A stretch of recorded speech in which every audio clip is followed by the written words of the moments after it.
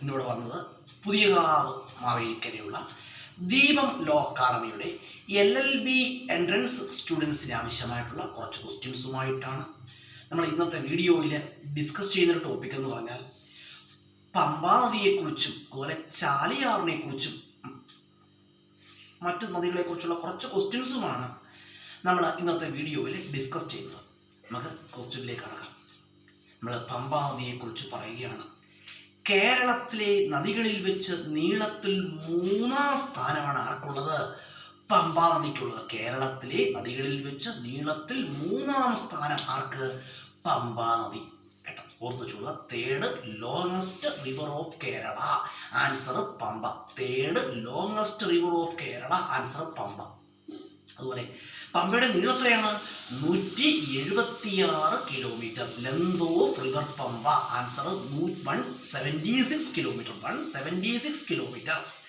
അതുപോലെ പമ്പയെ കുറിച്ച് പറയുകയാണെങ്കിൽ പമ്പ ഏതു പേരിലറിയപ്പെടുന്നു? പ്രാചീന ഭാരതത്തിലെ ബാരീസ് എന്നും ദക്ഷിണ കേരള ഗംഗ എന്നും മധ്യ തിരുവിതാംകൂറിന്റെ ജീവനാഡി എന്നും അറിയപ്പെടുന്ന ഒരു നദിയാണിത് പമ്പ. മധ്യ തിരുവിതാംകൂറിന്റെ ജീവനാഡി എന്നറിയപ്പെടുന്നു, പ്രാചീന ഭാരതത്തിലെ ബാരീസ് എന്നറിയപ്പെടുന്നു, ദക്ഷിണ കേരള ഗംഗ എന്നും എന്തോ അറിയപ്പെടുന്നുണ്ട്? പമ്പ അറിയപ്പെടുന്നുണ്ട്. അതുപോലെ തന്നെ പമ്പയെ കുറിച്ച് പറയുകയാണെങ്കിൽ ദേശീയ സംരക്ഷണ പദ്ധതിയിൽ ഉൾപ്പെട്ടിട്ടുള്ള കേരളത്തിലെ ഒരു നദി കൂടിയാണ് ഇത് Pamba.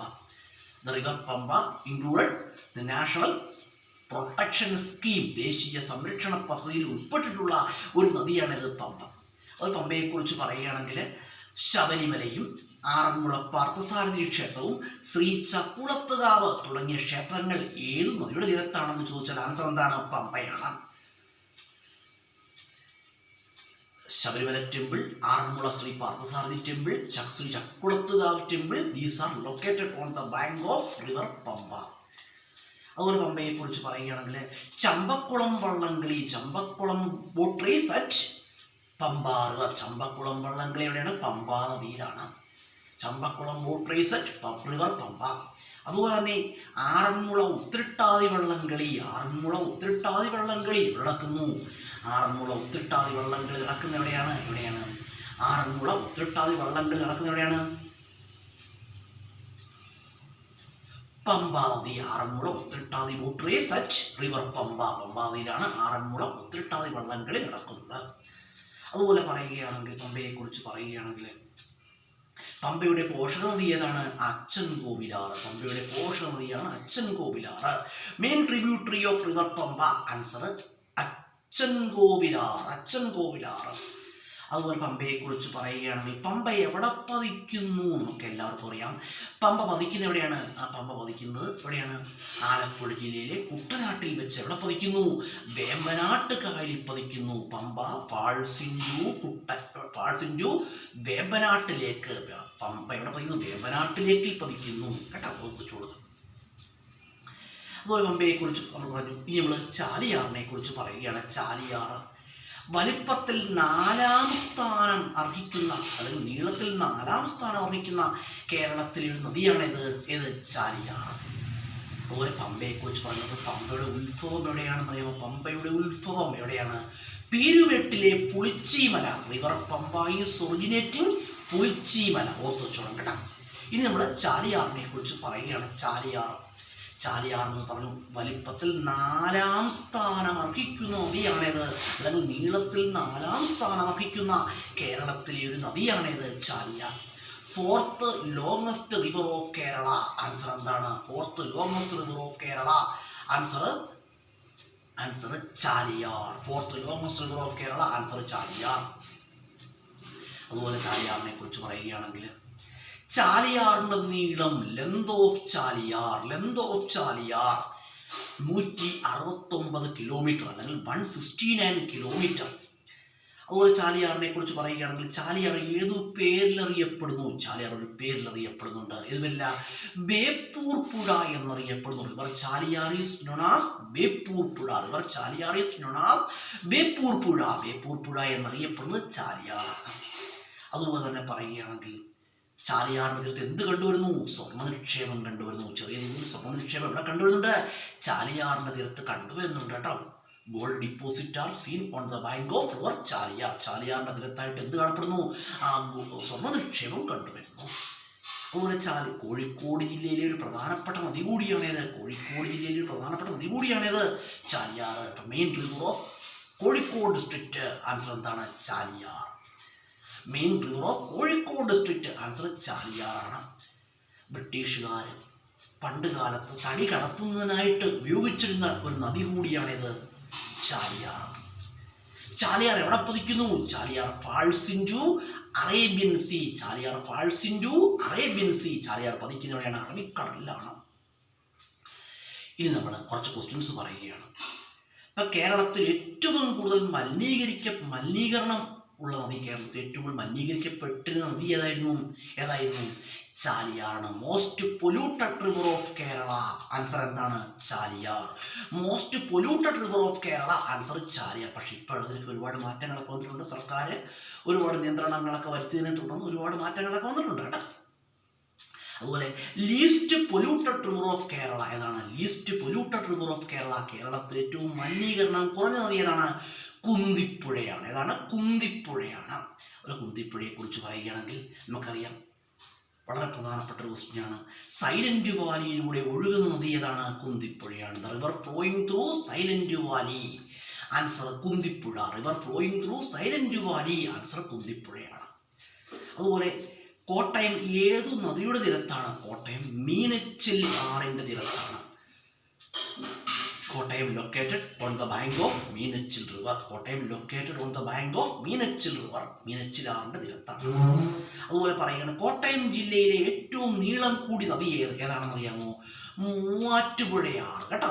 Longest river of Kottayam district. Answer മൂവാറ്റുപുഴയാണ്.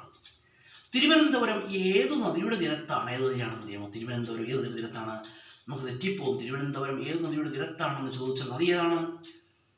തിരുവനന്തപുരം കരമനയാറിന്റെ തീരത്താണ്. കരമനയാറിന്റെ തീരത്ത്. Thiruvananthapuram located on the bank of Karamana river. Aruvikkara dam എവിടെ സ്ഥിതി ചെയ്യുന്നു? കരമനയാറിലാണ്. Aruvikkara dam Karamanayar. Aruvikkara dam at Karamana river. Aruvikkara dam constructed at Karamana river. കരമനയാറ്റിലാണ് അരുവിക്കര ഡാം. അതുപോലെ പേപ്പാറ വന്യജീവി സങ്കേതത്തിലൂടെ ഒഴുകുന്ന നദി ഏതാണ്? Karamanayar. River flowing through Peppara wildlife sanctuary. Answer Karamana river. കരമനയാറാണ് പേപ്പാറ വന്യജീവി സങ്കേതത്തിലൂടെ ഒഴുകുന്നത്. അതുപോലെ പറയുകയാണെങ്കിൽ നമ്മൾ കുറച്ച് ക്വസ്റ്റ്യൻസ് പറഞ്ഞു. അതുപോലെ കേരളത്തിലെ ഏറ്റവും ചെറിയ നദി ഏതാണ്? മഞ്ചേശ്വരം പുഴ. മഞ്ചേശ്വരം റിവറാണ്. കാസർഗോഡ് ഡിസ്ട്രിക്റ്റ് ആണ്. ഏതാണ്? കാസർഗോഡ് ഡിസ്ട്രിക്റ്റ് ആണ്. Shortest smallest river of Kerala. Answer എന്താണ്? Answer Manjeshwaram river. Length 16 kilometre. Manjeshwaram പുഴ ഉത്ഭവിക്കുന്നത് ബാലപ്പൂണി കുന്നുകളിൽ നിന്നുമാണ്. Manjeshwaram river is originating from Balappuni hills. അതുപോലെ മഞ്ചേശ്വരം പുഴ എവിടെ പതിക്കുന്നു? മഞ്ചേശ്വരം പുഴ പതിക്കുന്നതാണ് ആ ഉപ്പളക്കായൽ. Manjeshwaram puzha falls into Uppala lake Kasaragod. ഉപ്പളക്കായലിലാണ് മഞ്ചേശ്വരം പുഴ പതിക്കുന്നത് കേട്ടോ. അതുപോലെ പഴശ്ശി ഡാം ഏത് നദിയാണ്? വളപട്ടണം റിവർ. വളപട്ടണം പുഴയിലാണ് Pazhassi dam constructed at Valapattanam river. അതുപോലെ പറശ്ശിനിക്കടവ് മുത്തപ്പൻ ക്ഷേത്രം ഏത് നദിയുടെ തീരത്താണ്? വളപട്ടണം പുഴയുടെ തീരത്താണ് പറശ്ശിനിക്കടവ് മുത്തപ്പൻ ക്ഷേത്രം. Parassinikkadavu Muthappan temple located on the bank of Valapattanam river. Valapattanam പുഴയുടെ തീരത്താണ് പറശ്ശിനിക്കടവ് മുത്തപ്പൻ ക്ഷേത്രം സ്ഥിതി ചെയ്യുന്നത്. അതുപോലെ തന്നെ നമ്മൾ കേരളത്തിലെ നദികളെ കുറിച്ച് ക്വസ്റ്റ്യൻസ് പറഞ്ഞു കഴിഞ്ഞു. ഈ ക്വസ്റ്റ്യൻസ് ഒക്കെ പ്രധാനപ്പെട്ട ക്വസ്റ്റ്യൻസാണ്. ചാലിയാറിനെ കുറിച്ച് പറഞ്ഞു. ഒരു ക്വസ്റ്റ്യൻസിൽ പെട്ടെന്ന് എൻ്റെ ഓർമ്മയിലേക്ക് വന്നു. ചാലിയാർ ഉത്ഭവിക്കുന്നത് എവിടുന്നാണെന്ന് അറിയാമോ? ചാലിയാർ ഉത്ഭവിക്കുന്നത് ഇളമ്പലേരി കുന്നുകളിൽ നിന്നുമാണ് കേട്ടോ. Chaliyar is originating from Elambaleri hills. Elambaleri കുന്നുകളിൽ നിന്നുമാണ് ചാലിയാർ ഉത്ഭവിക്കുന്നത്. അപ്പോൾ ഞാൻ ഇന്നിവിടെ വന്നത് പുതിയകാവ് മാവേലിക്കരയുള്ള ദീപം ലോ അക്കാഡമിയുടെ LLB എൻട്രൻസ് സ്റ്റുഡൻസിന് ആവശ്യമായിട്ടുള്ള കുറച്ച് ക്വസ്റ്റ്യൻസുമായിട്ടാണ്. അപ്പോൾ ഈ ക്വസ്റ്റ്യൻസ് എല്ലാവർക്കും ഉപകാരപ്പെടുന്ന ക്വസ്റ്റ്യൻസാണ്. മത്സര പരീക്ഷകളുടെ ഏത് സ്റ്റുഡൻസിനും ഈ ക്വസ്റ്റ്യൻസ് യൂസ്ഫുള്ളാണ്. വീഡിയോ കാണുന്നവർ വീഡിയോ കാണുക. ഞാൻ ഒരു വ്യക്തിയെയും വീഡിയോ കാണാൻ നിർബന്ധിക്കില്ല. ഒരു വ്യക്തിയെയും വീഡിയോ കാണാൻ നിർബന്ധിക്കില്ല. വീഡിയോ കാണുന്നവർ വീഡിയോ കാണുക. പെട്ടെന്ന് 1-2 ദിവസം കൊണ്ട് മനസ്സിലേക്ക് ഓർമ്മയിൽ വന്നു, മനസ്സിലേക്ക് വന്നു. നമ്മൾ പറഞ്ഞു, നമ്മൾ കൗടില്യൻ്റെ അർത്ഥശാസ്ത്രത്തെക്കുറിച്ച് പറയുകയുണ്ടായി. കൗടില്യൻ്റെ അർത്ഥശാസ്ത്രത്തിൽ പെരിയാർ ഏതൊക്കെ പേര് വരുന്നു? ചൂർണി എന്നും പൂർണ്ണ എന്നും അറിയപ്പെടുന്നു. ചൂർണി എന്നും പൂർണ്ണ എന്നും അറിയപ്പെടുന്നു. കേട്ടോ, നോക്കി. അതുപോലെ തന്നെ കേരളത്തിൻ്റെ ഏറ്റവും വടക്കേ അറ്റത്ത് നദി ഏതാണ്? മഞ്ചേശ്വരം പുഴയാണ്. Northernmost river of Kerala. Answer Manjeshwaram river. Northernmost river of Kerala. Answer Manjeshwaram റിവറാണ് കേട്ടോ. അതുപോലെ southernmost river of Kerala ഏതാണ്? കേരളത്തിൽ ഏറ്റവും തെക്കേ അറ്റത്ത് നദി ഏതാണ്? നെയ്യാറാണ്. ഏതാണ്? നെയ്യാറാണ്. നെയ്യാറിനെ കുറിച്ചൊക്കെ ഞാൻ നേരത്തെ വീഡിയോയിൽ പറഞ്ഞിട്ടുണ്ട്. അത് തൽക്കാലം അങ്ങോട്ട് എടുക്കുന്നില്ല.